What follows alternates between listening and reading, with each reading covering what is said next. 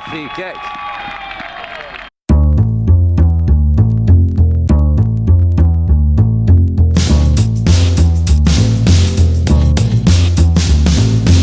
It's Thursday, 12th of October. It's National Day in Spain. What better way to spend a national day than by seeing some of the nation's finest footballers going toe to toe. It's Los Yébenes San Bruno against Santa Ana. It's a public holiday. What else are you going to do on a public holiday than go and see some lower league football? Now I really hope I'm going to make it here in one piece, because this park, which might be the only park I've ever seen without any grass, is seemingly pretty dodgy. I've already seen a couple of pretty scary looking dogs. I guess it would make for quite an interesting video though if somebody was chasing me through the park with an axe. So we're here, the Estadio Eustacio Casallo. Oh no, wait a second, sorry, that's the wrong one. It's this one here. So that's it, we're in. Only €5 for a ticket here. Where else would you rather be on such a beautiful day? Now this is pretty damn close. I can almost smell these guys. All these prima donna footballers with their fancy aftershave. So my pre-match spiel has just been interrupted by ball boy duties. I'm hopefully not going to get hit while I'm doing this, by them warming up behind me. So Los Yébenes, they were founded in 1970, and like Villaverde at the weekend, they've got teams of lots of different ages and lots of different levels, all the way from the first team that are playing behind me here down to under 8s and under 9s that play 7-a-side football. So it's only recently that they've made it into the Tercera División. Their first ever season at this level was in 2013-2014, and they actually finished bottom, and they were a whopping 22 points adrift of safety. So they came back up just last season, so just in the summer there. They won 2 of their first 3 matches, but they've only taken 1 point from their last 4 games, so that leaves them 14th out of 20. They're 2 points above the relegation zone, so they're kind of struggling a bit at the moment. Now, I don't know if you'll be able to tell right now, but the pitch is actually pretty tiny. It's 90 metres by 56, which I'm told is the smallest in the Madrid area. I'm not sure how it compares to other pitches. I'll need to have a proper look. So today they are taking on Santa Ana, who are from a northern barrio of Madrid. They are sitting in 8th place in the table at the moment. They're 3 points adrift of the playoff places. Now, they actually played their first 4 matches of the season away from home, and 5 of the first 7 in total. So they're doing pretty well considering. They only took 4 points from those first 4 away games, but they've taken 7 from the last 9. That's including 2 home victories, so that has seen them shoot up the table. Now, I'm not going to talk too much about them today and about the way teams in general in this league, because I'm pretty sure I'm going to go and see them play at home. So I'll keep my stories for when I go to see them play at home, and that means I'll blether a bit less today, which you'll no doubt be grateful for. Just thinking, I'm hoping they're not expecting me to go running over there to fetch the balls, and I don't know if that's why maybe I'm the only person who is not sitting up there.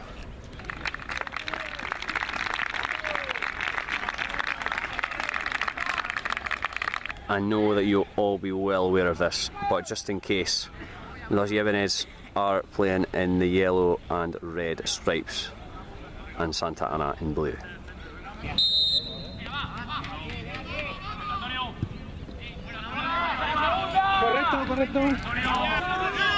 Here we go, match ball. Officially a ball boy today.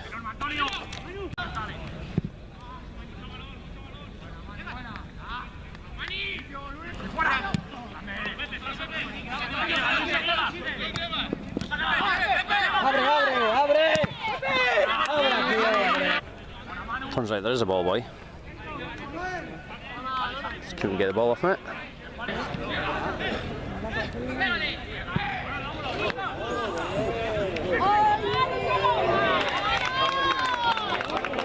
Much better viewpoint up here. Spent more time down there running after the ball than I did actually watching the match.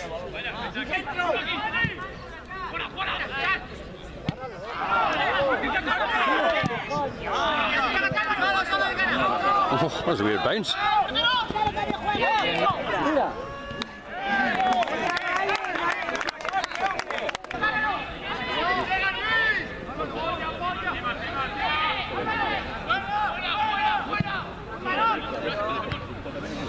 Vale, sacan azules.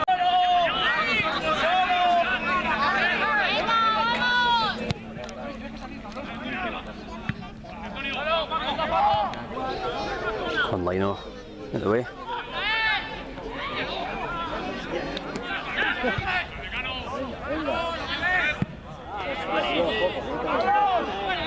No, that just sums up this first half.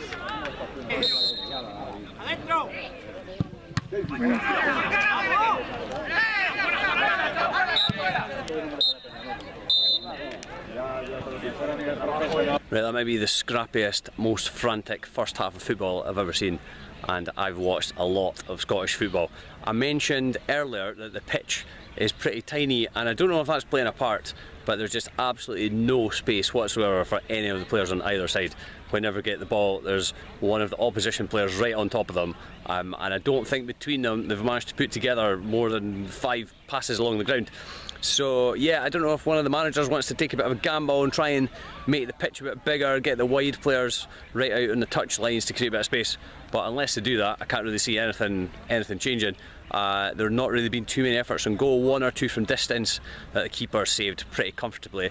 There was one for Santa Ana, which was a bit of a hopeful effort. The keeper was off his line, and one of the Santa Ana midfielders, I'm not sure if he was actually looking to do it or not, but he lofted it forward, and the keeper suddenly was scrambling back towards his goal, and luckily for him it just looped over the bar, and it was actually quite hard to tell from where we were if it was actually going in or not. Going to go for a little wander round to the other side again for the second half, although to be honest I'm not really liking this sun. Really am living in the wrong country. Now let's see what we've got here. We've got the Club Social.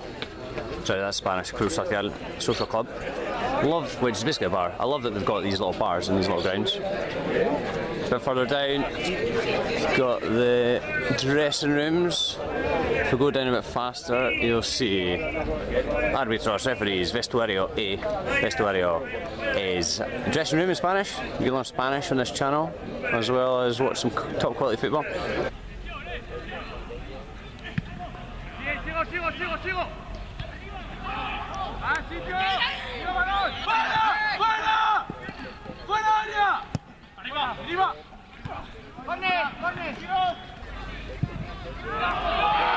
Oh, what a free kick.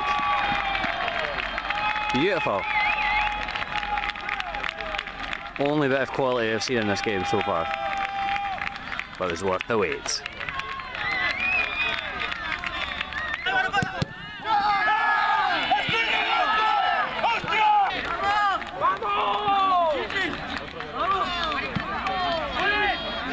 That's it, 1-1. Missed that goal because I was busy uploading a stupid video of a guy taking a corner to Instagram.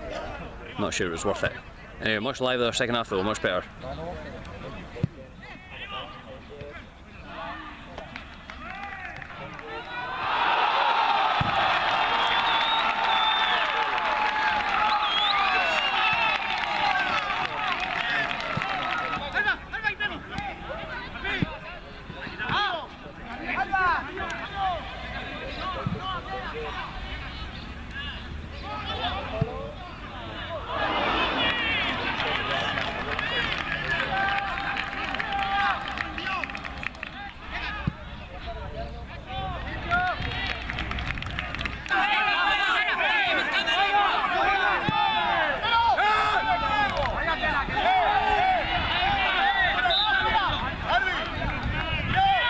We'll go obligatory time wasting.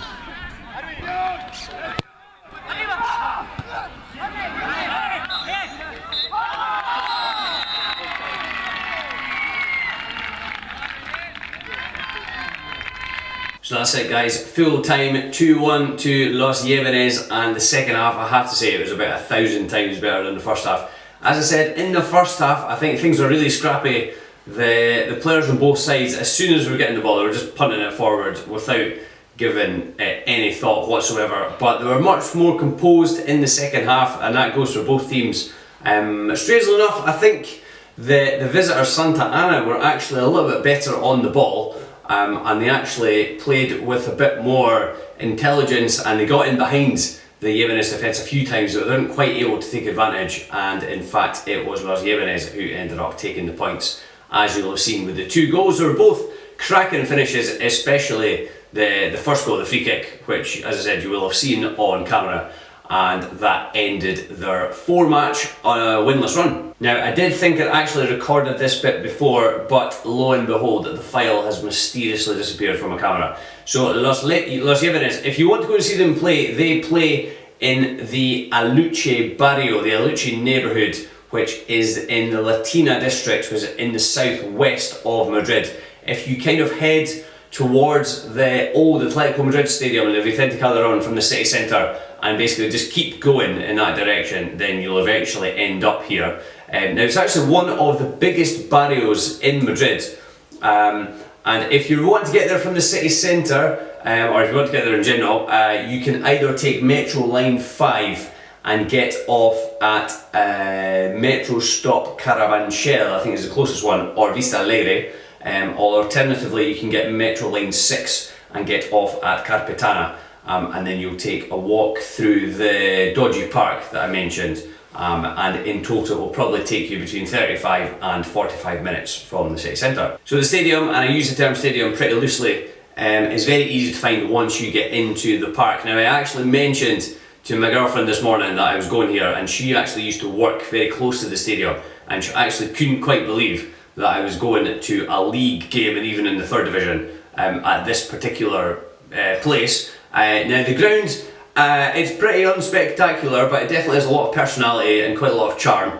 You'll have seen that the spectators are pretty far away from the pitch, especially if you want to sit down anyway. And they've basically got these wooden benches that they look like they've basically stolen from the park.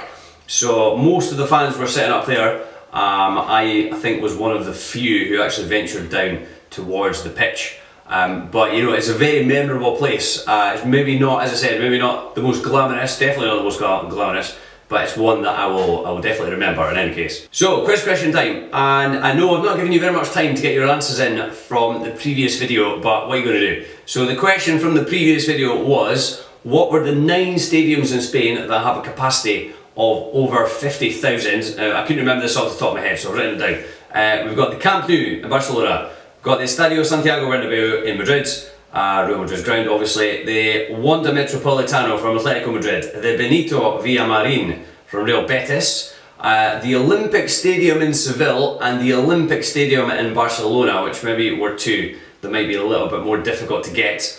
We've got the Mestalla in Valencia, the Vicente Calderón, which technically is still there, so I'm counting that, and the new San Mamés in Bilbao. Now, as I mentioned earlier, the stadium that I went to today has got one of the smallest pitches in Madrid, one of the smallest pitches I've heard of, to be honest, as well. Now, so the quiz question for this video is related to something that I just read about by chance the other day, that was the highest football pitch in Europe. So if you get the answer to this question, I'll be massively impressed. What is the highest football pitch in Europe? Right, that's the end for this video. Thanks very much for watching. As always, I'd like to ask you to subscribe to Team on Tour over on YouTube. And remember, you can follow me on Facebook, on Instagram, and on Twitter as well. Get your answers into the quiz questions in the comment section.